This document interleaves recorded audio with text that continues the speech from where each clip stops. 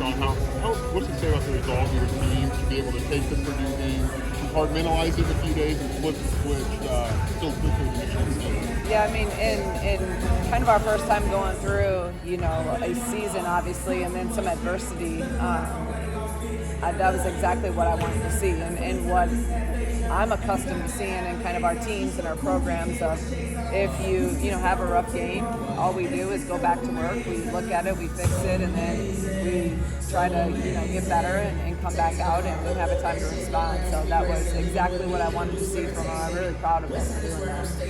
Key in keeping that now, going into a tough Michigan team. I mean, shoot, how this conference is in our schedule. I mean, every game's tough, but then now we got to go to Michigan, right? So we just got to go in there and really just play free and play loose. So, the pressure will be on them, so we can kind of get back to how we were early in the season and just play. And I mean, obviously we got to play really well because they're really good and they defend at a high level. So where our defense is important, we also have to score against them, or you're just not going to have an opportunity to beat them.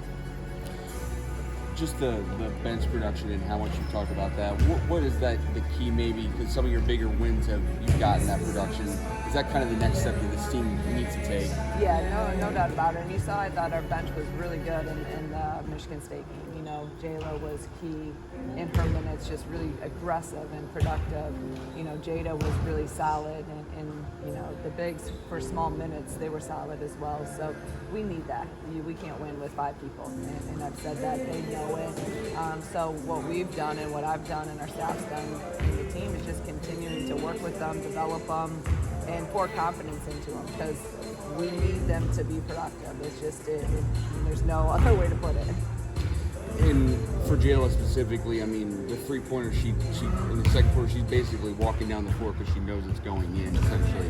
What does that do for her confidence-wise? Hopefully she can just carry that on. And she's also stacked some really good days in practice, which is really, great energy and great focus. And I think that's, carried over onto the floor. So, her layup and then that three-point shot was really, really big for us. And then she got to the free throw line. So, hopefully she'll just continue to build on that confidence. And you can see her, she's in the gym right now working out. So just continuing to play aggressive, play with great energy. And those are things that I believe are the recipe for success for her.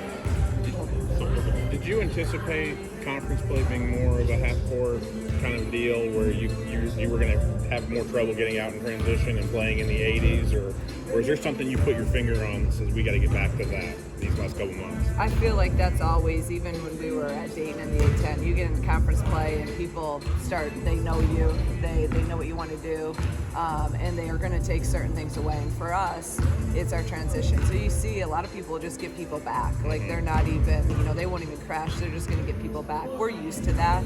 So, we're not, the good thing about us is we're not, like, it's great when we're playing fast and get some Phoenix opportunities, but we have a lot of stuff in the half court that we can run. And when we run it and execute it, we're effective in it. The other night we ran a half court offense, we were effective, we scored a lot of points again. So I know we're not going to get as much as in transition as we got in our conference. That happens every year. What about the pressure maybe being off a little bit? Like, what's the mental logistics of that where, I don't know, a team maybe more comfortable or back in the comfort zone or familiarity? Like, what do you mean by that, just going off at Michigan? I don't know if they feel pressure. I don't know. Like, I think some of it's some even unconscious, like they feel, you continue, okay, we're winning now, this and that, and some of them haven't been in that position before. So I think even though they don't know it, like there is some pressure, but there is pressure when you're winning. I mean, that's part of basketball. It's part of anything that you do. When you're successful, you're going to have some pressure. Shoot, when you're losing, you have pressure, right? So pressure, it looks a lot different in a lot of ways, and pressure is a good thing in my mind. But I also think that when you go into, Michigan, they're whatever ranked in the country. For me as a head coach, I just kind of put it in their mind, like we can go in there and play free. We don't feel any pressure. We just go in there and do what we do. It's more so trying to get them to just play, which the last couple of weeks, I've really been on them about have fun, play free, don't overthink this game, because I think we did kind of get a little bit tighter and tighter. And I thought the other night we got back to kind of more of us and just playing. Maybe you said was something in practice where between Purdue and Michigan State just maybe got back to that. Did you get a sense of that at all?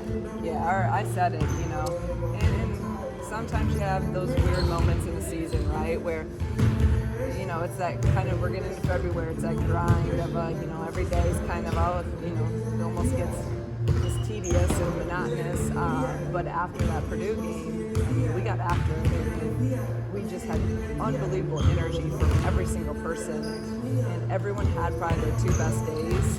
1 through 13, everyone had two of their best days in a row in a while. So I think that kind of got us back going. Again, sometimes you need failure to, unfortunately, refocus people.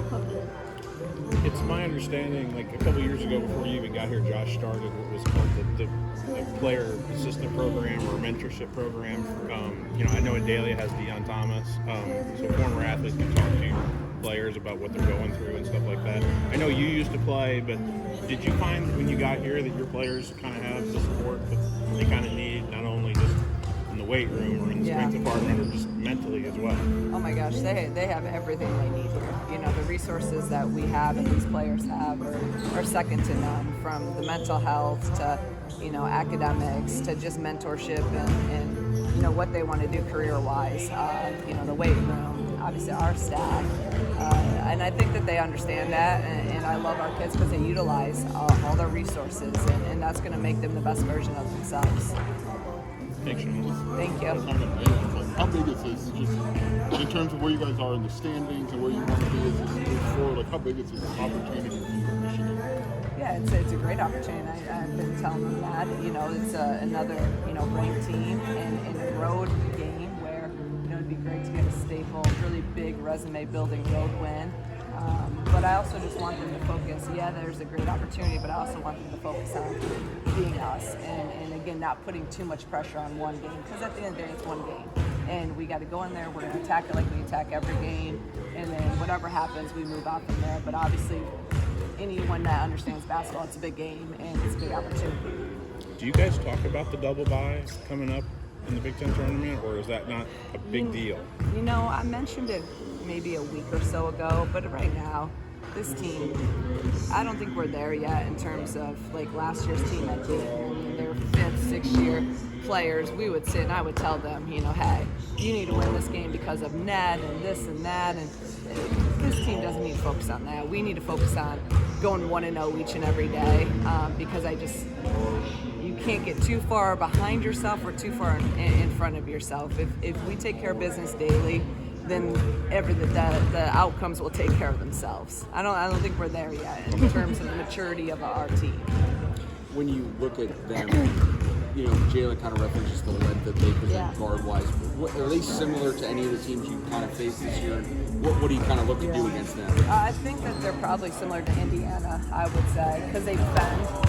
Kim's always defended her teams, and they're long. And so I think that they're going to present some of the same issues that Indiana does. They have a great post player that can score, and then you guys are going to get nailed over that by medicine ball. And then they also have obviously really good guards. So Leah Brown, 50-year player, can score at all 3 levels. 6'1" point guard. I mean, they're very, very long, and they're going to get up into us. So I would say the best similarity would be in Indiana. Everybody good? Thank you.